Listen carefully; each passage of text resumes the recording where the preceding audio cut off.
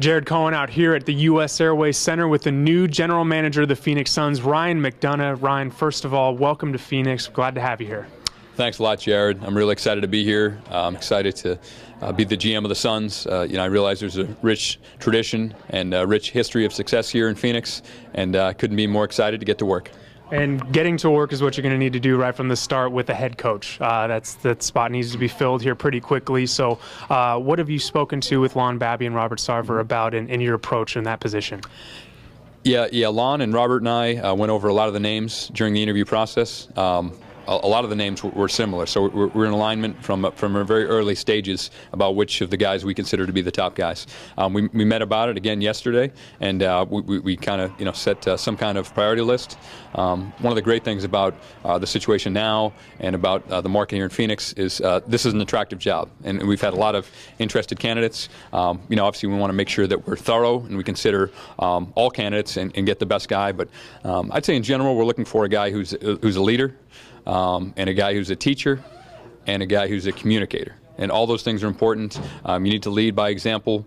You need to teach young players and develop them and make them get better, and veteran players. You need to be able to maximize each individual player's ability.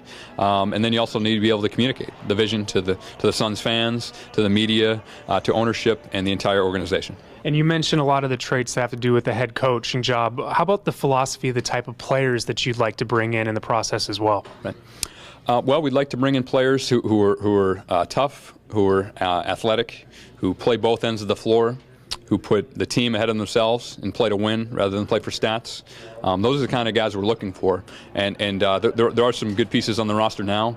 We're going to try to supplement that with draft picks and then obviously analyze and see what's available in free agency and what might be available in trades as well.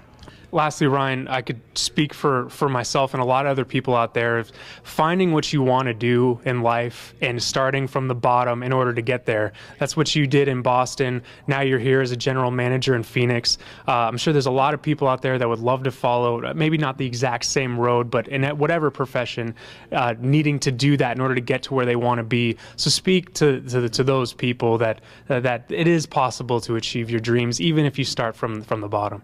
Right. Well, I appreciate the kind words. Yeah, I just started, an entry-level position, and feel like I worked very hard, and it's not always glamorous, as you know, when you're starting out, and you do some things that